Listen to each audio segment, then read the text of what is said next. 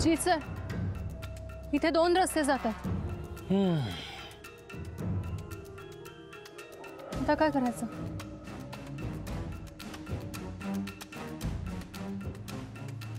Mobile location या दिशेला दाखवते, म्हणजे चिंटू याच दिशेने गेला असणार.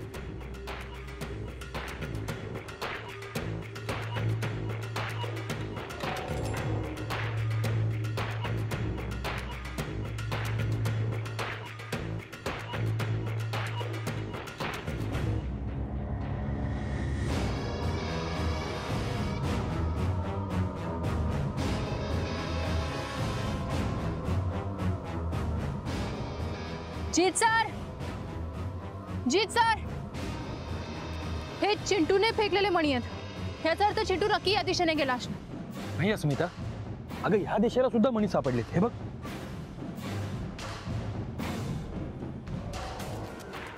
चिंटू नक्की कुठल्या दिशेने गेला असेल? अस्मिता, अजून नक्कीच काहीतरी क्लू असणार. आपल्याला शोधावं लागेल.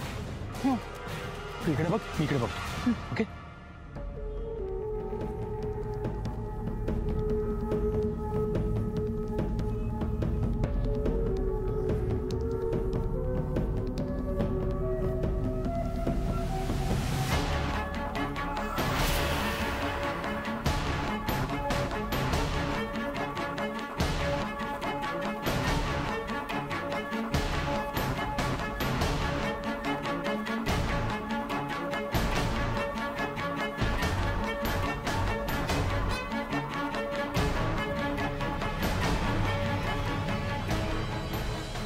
जीत सर, जीत सर, काय झालं? जगाचा नकाशा. हाच क्लू तर नसेल. बघूया आपण. हे बघा जीत सर, अख्ख्या जगाच्या नकाशात चीन निळ्या रंगाने रंगवलाय. कसा काय अर्थ असू शकतो?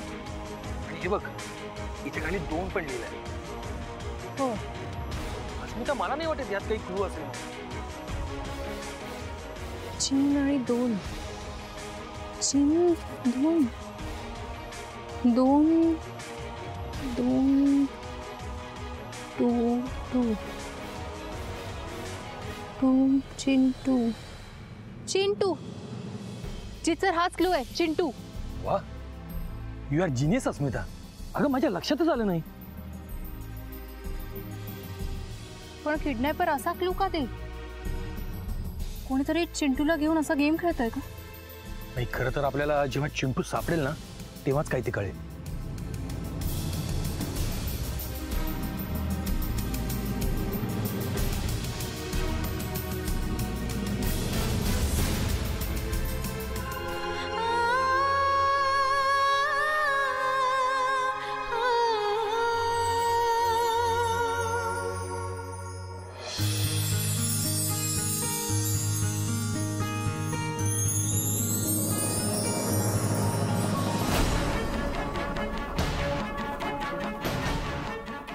हा अभिमान का कडमडला नको त्यावेळेस?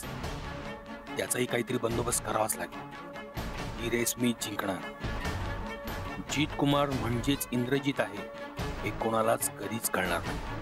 आणि अस्मिता माझी झाल्याशिवाय मी चिंटूला सोडणार नाही.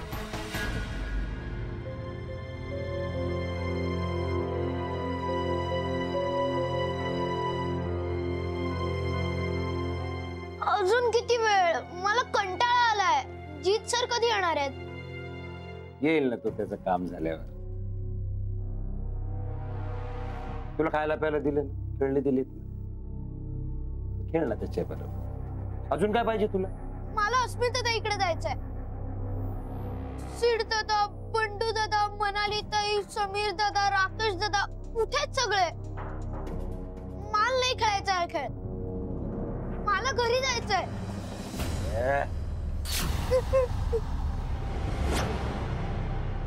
इथनं कुठं बी जायचं नाही. रडून तमाशा करायचा नाही. इंदर जसं सांगेल तसंच वागायचं.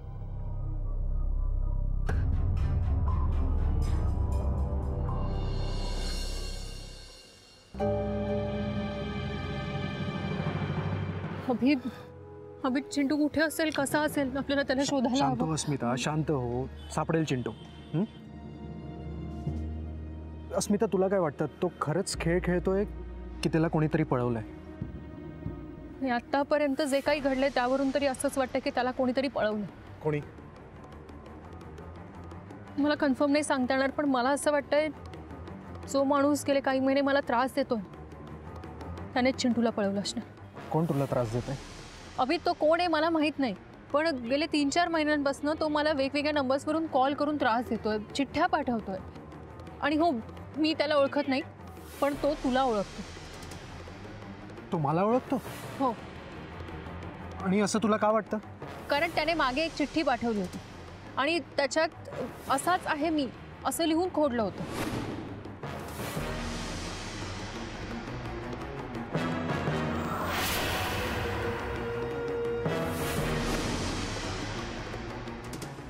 मला असं वाटलं की ती चिठ्ठी तूच पाठवलीस, पण हे त्याने मुद्दाम मला कन्फ्यूज करण्यासाठी केलंय असं जीत सरांनी मला सांगितलं. तेव्हा माझ्या लक्षात आलं. जीत सर कोण? जीत सर म्हणजे खरं तर मनालीचे फ्रेंड आहेत. म्हणजे मनालीचेच फ्रेंड होते, आता आमच्या सगळ्यांचेच मित्र झाले. मागे माझ्यावर हल्ला झाला होता तेव्हा त्यांनीच मला वाचवलं होतं आणि आजही चिंटूला शोधण्यासाठी ते मला मदत करत आहेत. ते काही वेळापूर्वी तुला भेटले होते, बोलत होते, तेच का? French cut beard? हां हां, तेच. करेक्ट. तुला कसं कळलं? ते मी ते डिस्कशन नंतर. त्या माणसाबद्दल सांग, सुरुवातीपासून सांग. हां, तो सगळ्यात पहिले गणपतीत आमच्या कोणाच्याही नकळत घरी येऊन गेला. त्याने IM असं लिहिलेला बॉक्स ठेवला होता. त्याच्यामध्ये हळदी कुंकवाची कोयरी होती, पण त्यात हळदी कुंकू नव्हतं, त्यात अबीर गुलाल होतं. अबीर गुलाल? हो, आणि गणपती विसर्जनाच्या वेळी धुराचा फायदा घेऊन त्याने मला रंगवलं आणि तेही अबीर गुलालानेच.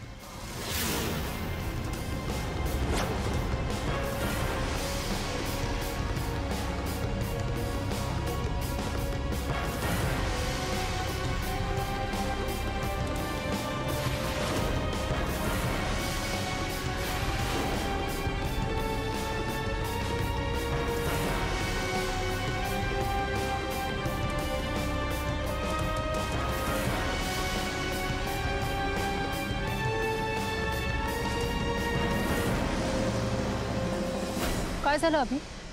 अस्मिता, हा इंदर आहे, इंद्रजीत.